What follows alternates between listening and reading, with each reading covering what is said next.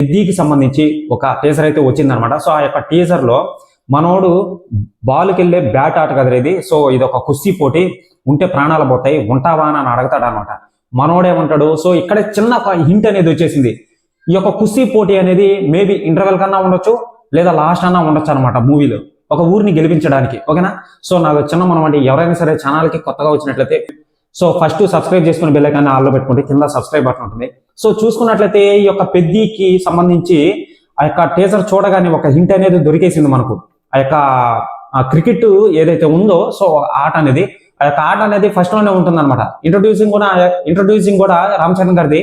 So ఆ యొక్క ఆటలోనే తెలుస్తుంది, అంటే ఫస్ట్ లోనే క్రికెట్ రూపంలోనే చూపిస్తారనమాట రామ్ చరణ్ గారిని. ఒక బాల్ వస్తుంటే బ్యాట్ కొడుతున్నట్టు విధంగా కింద కొడతాడు కదండి బ్యాట్ తో, సో నేల మీద. నాకు తెలిసి అదే అని నేను చెప్పి ఇంట్రడ్యూసింగ్ నేను అనుకుంటున్నాను.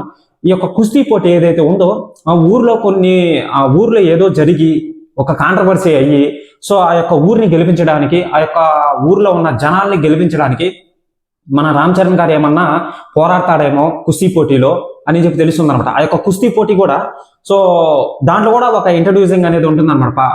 క్లారిటీగా తెలుస్తుంది అనమాట రామ్ చరణ్ గారిది.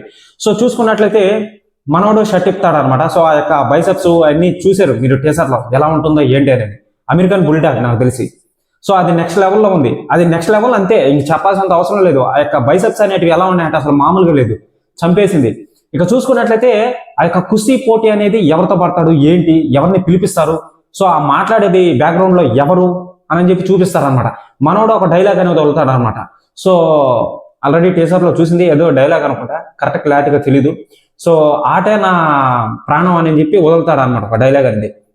ఇక చూసుకున్నట్లయితే మనోడిని కుస్తీ పోటీలో ఒక ట్రైనింగ్ ఇచ్చి దింపడం అనేది జరుగుతుంది. ఆ ఊరిని గెలిపిస్తాడా లేదా అని చెప్పి చూడాలన్నమాట ఇక మన మూవీలో. ఓకేనా?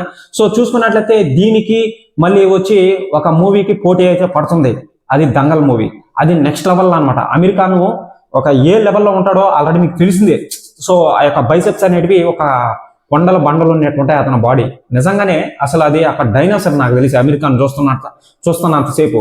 ఇక చూసుకున్నట్లయితే మన రామ్ చరణ్ గారిని చూపిస్తున్నారు కాబట్టి ఈ యొక్క షాట్ లో సినిమా మొత్తం సెకండ్ పార్ట్ మొత్తం ఆ యొక్క కుస్తీ పోటీలోనే జరుగుతుందా, మేబీ ఏమన్నా ఉంటుందా, సో చూడాలి. ఏదన్నా క్లిక్ అయితే బాగుందనమాట. ఆ సినిమా యొక్క మూవీ అనేది క్లిక్ అవుతుందా లేదా, ఈ యొక్క కుస్తీ పోటీ అనేది క్లిక్ అవుతుందా లేదా అని చెప్పి చూడాలన్నమాట. మొత్తం బాగుందండి ఆ యొక్క ఎడిటింగ్ అని.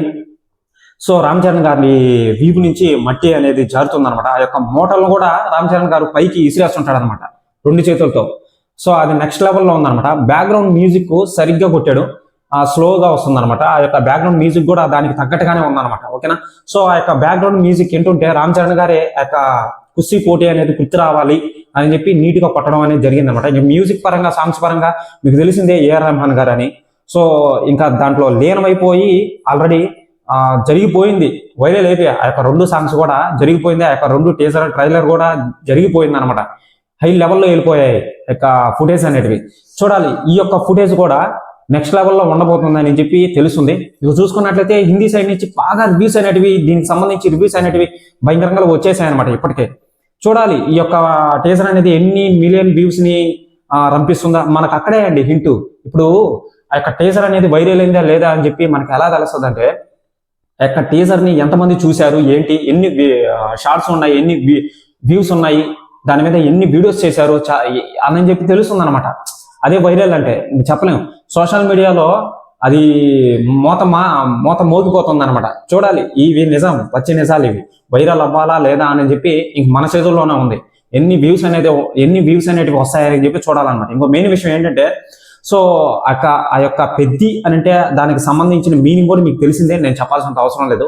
ఇక మూవీ వచ్చిన తర్వాత ఏ విధంగా విధ్వంసాన్ని సృష్టిస్తుందా అని చెప్పి వెయిట్ చేసి చూడాల్సిందే. సో చూసుకున్నట్లయితే వచ్చిన 2 సాంగ్స్ అయితే, ఫస్ట్ సాంగ్ ఆ యొక్క లవ్ కు సంబంధించింది అనమాట. సో అది లేడీస్ చాలా మంది వైరల్ అయితే చేశారనమాట. సెకండ్ సాంగ్ యూత్ కు సంబంధించి మోటివేషన్ సాంగ్ అనమాట. అది ఆల్రెడీ తెలిసిందే, రై రై రారా సాంగ్ అని. ఏగర్లే నేనైతే ఆ సాంగ్ కోసం అయినా సరే నేను మూవీకి వెళ్తాను అనమాట. ఎందుకంటే అది ఒక మోటివేషన్ సాంగ్ అండి. సో జీవితంలో నువ్వు బతుకున్నప్పుడే ఏదో ఒకటి చేసేయాలి, సో అలా ఉండకూడదు, ఖాళీగా ఉంటే ఏమొస్తుంది అని చెప్పి ఒక మోటివేషన్ సాంగ్ అనమాట అది. చూడాలండి. ఈ యొక్క ఎడిటింగ్ అనేది మొత్తం బాగుంది. రామ్ చరణ్ గారు నీటికి కనిపిస్తున్నాడు అనమాట. ఆ యొక్క కుస్తీ పోటీలో దిగుతున్నాడు. మరి ఎవరినో విసిరేస్తుంటాడు అనమాట 2 చేతులతో పట్టుకొని. అది ఎవరినో ఏంటో మనం మూవీలోనే చూస్తాం అనమాట. సో ఇదండి వీడియో అనేది. ఎవరైనా సరే నేను ఆల్రెడీ చెప్పానండి, ఈ యొక్క టీజర్ రాకముందే చెప్పా, ఒక కుస్తీ పోటీ అనేది ఉంటుంది వీడియో. సో ఫస్ట్ నేనే చెప్పింది అనుకుంటా, నాకు తెలిసి. నాకు రూమర్ వచ్చింది, అది నిజంగానే నిజమైంది అనమాట. సో ఇదండి వీడియో అనేది. ఎవరైనా సరే ఛానల్కి కొత్తగా వచ్చినట్లయితే ఛానల్ని సబ్స్క్రైబ్ చేసి బెల్ ఐకాన్ ఆన్లో పెట్టుకోండి. ఓకేనా, బాయ్. ఎంతైనా సరే రామ్ చరణ్ గారు నెక్స్ట్ లెవెల్లో ఉన్నాడు అనమాట. ఈ యొక్క టీజర్లో చూస్తున్నంతసేపు అలా చూస్తుండిపోయాను.